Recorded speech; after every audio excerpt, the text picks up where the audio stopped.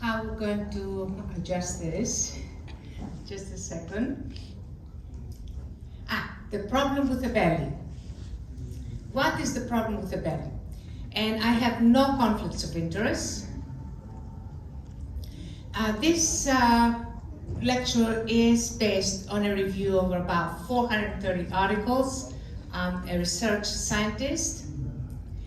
And also my books. I'm writing now the 4th book that have been translated in 12 languages. Now, what is the problem with the belly?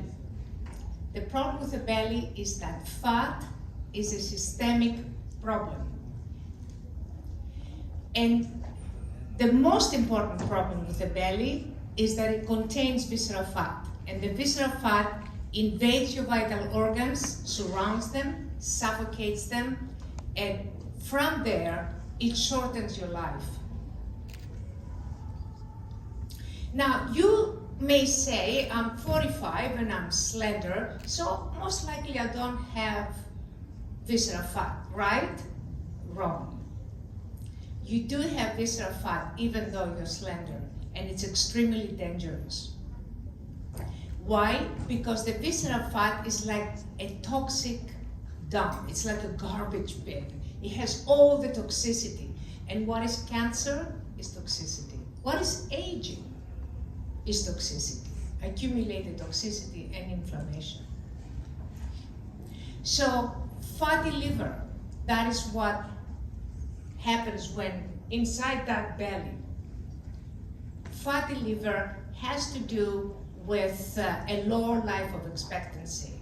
And this is a review of, since 2023, systematic review, showed a global prevalence of fatty liver of 25.2%, a quarter of the people, and that includes children and very young people, of course. So it's a major problem. And this is an article that I wrote and also lectures that I've given in other conferences on the fatty liver and how it's basically extremely dangerous. Now, the most important problem with the belly and fat is hormonal imbalance. So when you have hormonal imbalance, you have inflammation, you have toxicity, you have fatigue, you're always tired, you're always hungry, because the more toxic you are, the more hungry you are. Your aging is faster, and a lot of diseases can come out of it. And when you balance the hormones, then the body is synchronized and you have systemic harmony. So from awkward, have you seen somebody who's overweight when they walk and they walk like this? They're awkward. Why? Their body is not synchronized and their walk is not synchronized. So from kind of awkward, you can go to being in sync. And from broken and aging, you can go to freedom and anti-aging. And of course, that has to do with lifestyle or other solutions that can kind of synchronize your body and deal with a fat problem, which is a systemic problem. So the importance of hormonal balance is right here. It's not the gym that makes the difference. It's the hormones. Why? You see this guy, he goes to the gym all day, but he lacks the growth hormone. Because he lacks the growth hormone, he cannot build muscle, he cannot lose weight. And why we cannot just inject hormones? Because there's no way to determine how much and whether that hormone is gonna be accepted by the body, or it's not going to be, and it's not going to be rejected by the immune system. And how much? That's extremely important, because you have too little leptin. Leptin is the anorexic hormone. It stops you from being hungry. And you have too much or too little insulin, or too much insulin, and it's exactly the same thing. You're still going to be overweight. So too much is not good, too little is not good. It has to be just average. It just be exactly the way it should be. So not too little leptin, too much leptin, it loses its signal and it becomes the same problem. So here is today's brainwash.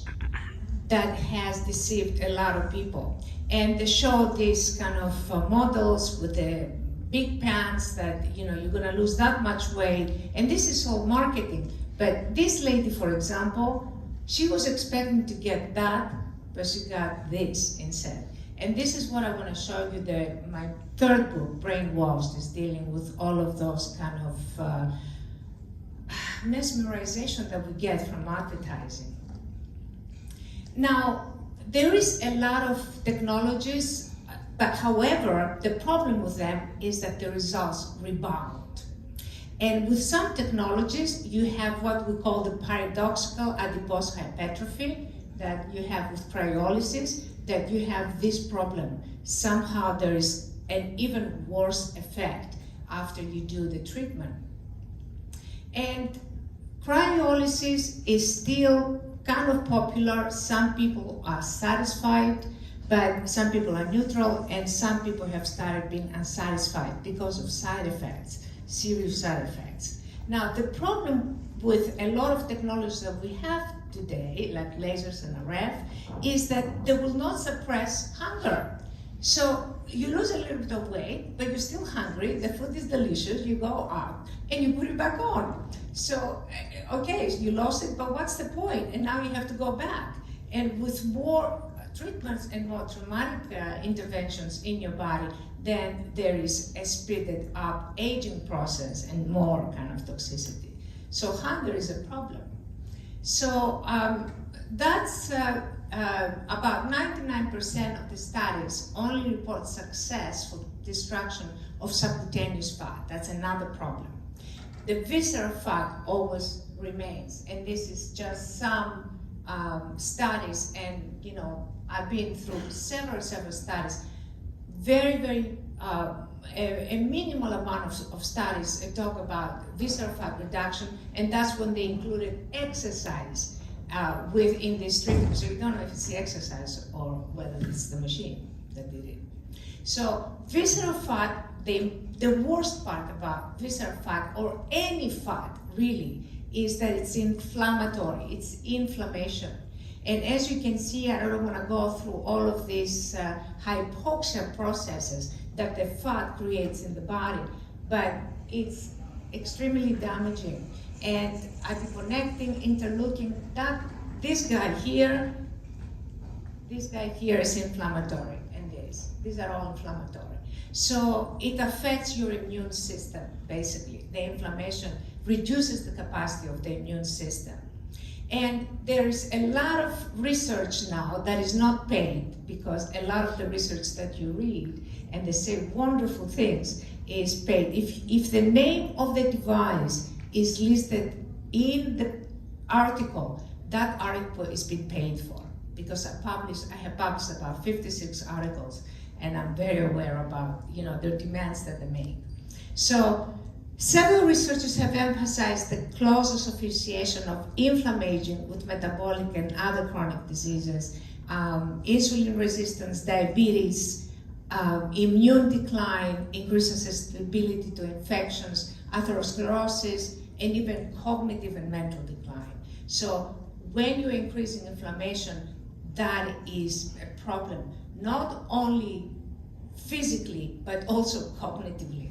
So inflammation will lead to impaired immune surveillance. That means that your immune system is gonna lose its ability to kind of pick up illnesses and fight them and destroy them, and that is a big problem. Another problem that comes with a lot of technologies today is that laser and RF lipolysis, when you burn fat, the fat is not nicely positioned above the muscle, like you see in these diagrams and the cartoons that they have, you know. It's in the muscle. Have you bought meat from a butcher? You see the fat veins inside the muscle, right? Well, if you burn fat, then you're gonna have to burn muscle, because there is no discrimination between one and another. And now there's different technologies, the resonance energy transfer technology. This is started in the 50s with Foster, but it's only recently that has started becoming more acceptable in their research. So if you go on Google and you search RET, you're gonna see now hundreds and hundreds of articles on RET. And basically, what it is, and don't be deceived, because there's a lot of some resonance, some laser and RF companies, now they call about RET lasers. That's not gonna happen. Why? Because resonance is for between cells, and it has to do with signaling that one cell is consistent with the other. In order for resonance to occur, the cells and the communication between them must be in sync. That means it has to be exactly identical, and that cannot happen with dramatic frequencies and very high frequencies or high energies. So basically, we used an effortless exercise signaling resonance energy technology device, and it was built in London University originally, and we found visceral fat reduction, stress, the cortisol reduction, CRP reduction, cholesterol reduction, triglycerides, insulin resistance went down, and metabolism, energy, testosterone, youth hormone, and liver health and cholesterol went up. So basically what you do is there is a resonance process, and the body starts getting synchronized, and it starts kind of working on itself. And this is the results that we got. More specifically, the very low density lipoprotein was reduced by 41%, triglycerides by 31%, free T3 was increased significantly, leptin increased, ghrelin decreased, and again, BMR increased by 91%. That's a very significant result. Blood glucose for diabetes, we had very significant results because it burns sugar. And also blood glucose for significant diabetic improvement. So high inflammation is going to lead to emotional apathy, and the CRP of 150 subjects was decreased by 36.8%. So also reduced bad cholesterols and an increase in good cholesterol. I'll go a little faster to accommodate the time. Triglycerides was also decreased significantly by 31%. Very important that hunger was suppressed because the ghrelin and leptin were balanced. So low metabolism is not just a physical problem, it's a psychological problem. It's gonna cause depression, anxiety, and insecurity. Whereas when your metabolism is okay, and we found a 41% increase in the T3, mood swings, muscle aches, fatigue, brain fog, and constipation will be decreased. Also, low testosterone is going to be a big problem, and our results on testosterone on 1,290 subjects were significantly increased on muscle mass, and also the testosterone was increased by 51%, 52%. So high cortisol is going to lead to anxiety, and we had 21.92. That is because those subjects were not very high on cortisol, and DHEA decline will lead to desynchronization of the body, and we found an increase of 46.7 of very important, very interesting chronological age and biological age. That was reduced by several years from 49 to 32. And during that treatment, we also found, we looked at a repair of the liver, and I thought there must be a reason why the liver is repaired. So we looked at endogenous stem cells, and this is the article that I wrote. This is kind of how the stem cells can facilitate the liver recovery. And what we found is that all of these indices that make fatty liver and damaged liver were significantly improved. So there is a process as the blood, as the fat releases its contents into the bloodstream, it also releases stem cells, and the brain directs these stem cells to kind of fix the liver. And again, with the diabetic, we had some results. Basically, the technology is signaling to the brain, and it gets the brain to kind of release hormones balance the body and create this effect. It's based on science. This is some of my articles that are targeting this technology. With this, I would like to thank you very much for listening to this lecture. Thank you. Thank you, Doctor, for the interesting topic. And next, we called another doctor, beautiful